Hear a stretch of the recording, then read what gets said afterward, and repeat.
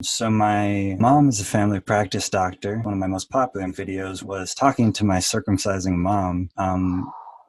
And, I asked her a little bit about conscious objection. She said she'd kind of thought about it, but might be a little of a bit of a challenge. Have any ideas on that?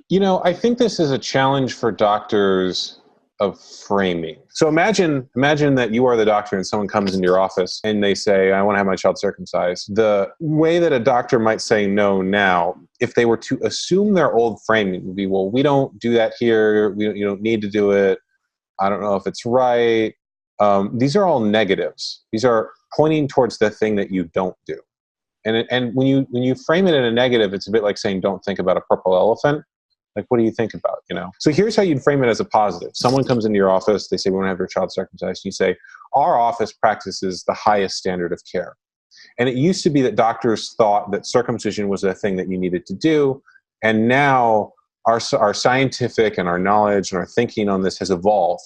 And so we understand that this isn't a procedure you need to do. And in fact, could actually lead to complications for your child. But our office practices the highest standard of care. And there are other offices you could go to, there's other doctors you could go to who would happily take your money and charge you for things that you don't need. Because doctors make money on things that they do, not things that they don't do.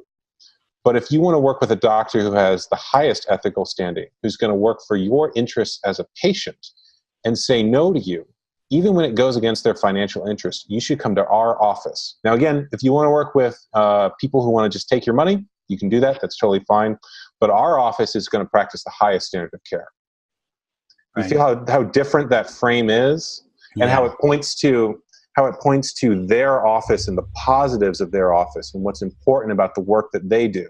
And I think that doctors have just never approached it that way in terms of framing as the positives of this. And then, you're like, if you want to give your patients more information, you say, there's a great documentary out that's on this. There's this stuff on YouTube, whatever it is you want to say. Doctors have not had this presented in a similar way. They're still in the conscientious objection frame, which is about what you don't do, as opposed to what they're for.